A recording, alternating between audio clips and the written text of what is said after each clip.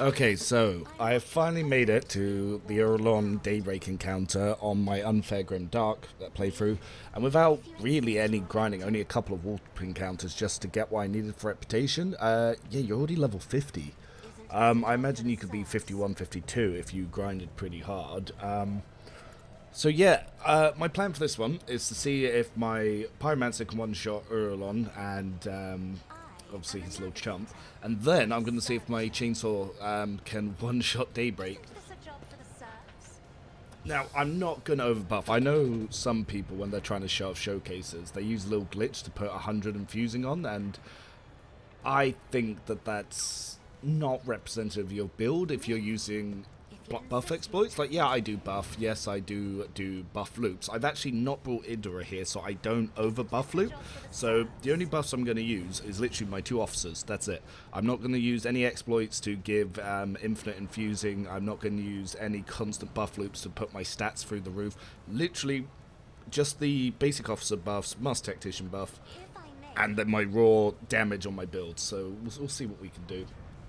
So the first round I am actually going to use, so I did do the paradox solved, so I am going to use that in the first round for my rogue trader, because I want him to clear the entire encounter by himself, and then when obviously the Bringer of Change turns up, I want to see if Heinrichs can just solo him straight away, like before he can even summon his Stinch Demons. I don't even know if it's possible to do that, but we'll see.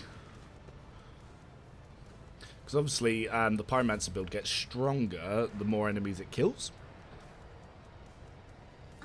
That's obviously because of the Medicaid stacking on the Blade Dance.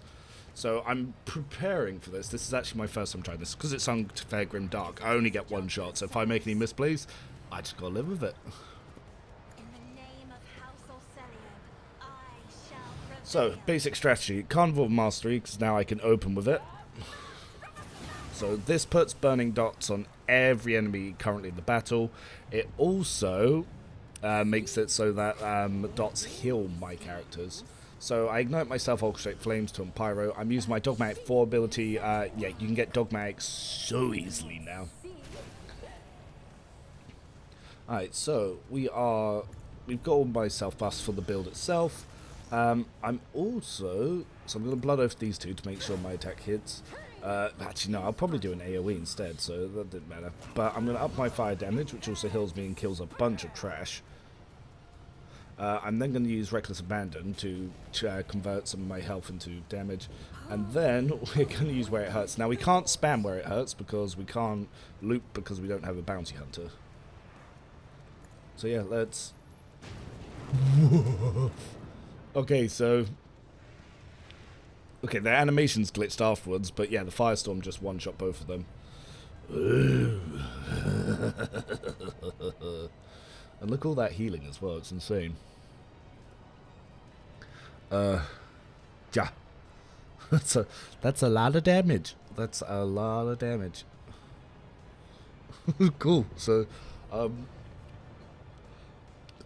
some of these encounters might need to be rebalanced, because unfair Grimdark's a little too easy. Woof.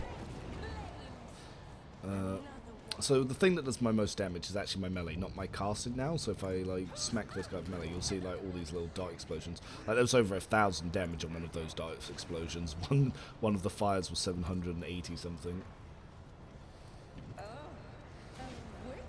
Because basically, when you hit someone, you preload dots. After you hit them, you load dots on them, and then when you hit them again, all of the dots get erupted by Force Repentance. I am in the middle of nowhere. Wait, why can I ignite these 2? They should be dead. What's going on here? Oh, a genius at work. Strange. They're dead, but I can just keep damaging them. Well, maybe I shouldn't be wasting my AP on this. Alright, let's try to use this World Barrel. We'll get some movement. Do we have line of sight on the other one? No. But they're the last 2 enemies left that I need to kill, these Space Marines, so I need to go all the way back to start. I could actually just end my turn, because this is a bonus turn. This isn't even my turn. But I have 8 uses of Death from Above to get back, and then once I get Vision, I'll get another Blood Oath to be able to just run at him I just need line of sight. Actually, I don't even need to do that. I just need to get in range to blitz, because I already set that up at the start of the fight. So that should be enough with this. I should be able to get close enough to then blitz over. Ooh, I could also ignite them. Yeah, let's load up a little bit more fire. A little bit more fire. And then... yeah, so we'll blitz over. We're going to smack that guy from melee, and then we're going to absolutely explode that guy. Woof. And then definitely above this guy. So, all that from one extra turn. So he didn't even take his full turn, didn't use anyone else's. It was literally, Cassia did not finish her turn. So, here's the fun. The Bringer of Change turns up. Yeah, we all know this. But we are going to laugh at Conrad. Get a little tentacle hand. It's a problem with trying to worship chaos. Like, whatever power you get, it's always got some massive downsides. And you get, like, weird little mutations. So, we want to line him up for his charge. 1, 2, 3, 4, 5. So, back here. In case it doesn't get one shot and he starts teleporting around. Dude, this is so funny. I'm about to annihilate this goddamn thing, and this is the boss where loads of people are even playing on non-normals. Like, it's too hard, too much difficulty, Spike. The game's impossible. It's about to be ridiculous. Like this just shows what understanding how gearing works and making good builds could really do. And honestly, this isn't like the most optimized perfect build possible. This is just exactly how I like to play, and it's optimized to actually play the game. It's not an end game respec where you're constantly respecing every certain few levels. This is, you play it through once, you don't change anything, and it just works because all the levels and all the gear that you have at that point available to you is what the build is designed to do. So it will actually, even if the game had no respec option, you would still win with this quite easily, and you're going to do what I'm doing here.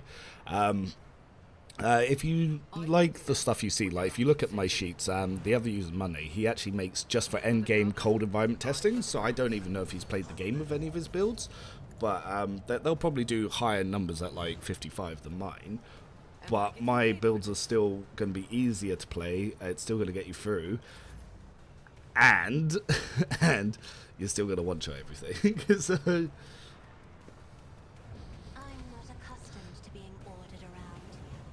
cool, so we put on Waking Nightmare, we're going to put on Dawn.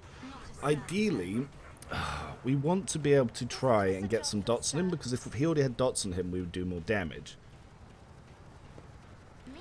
So, what I'm actually going to do with Heinrichs before I charge in, is I'm going to ignite the boss, just so he preloads some dots.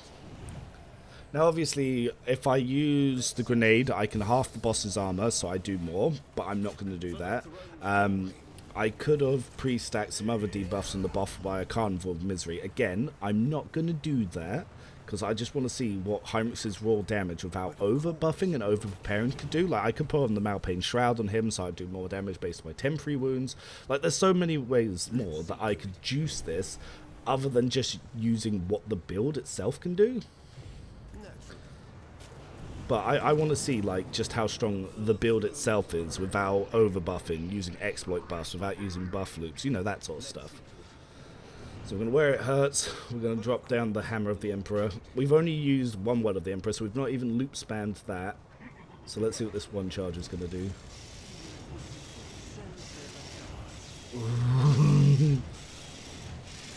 Look at it go.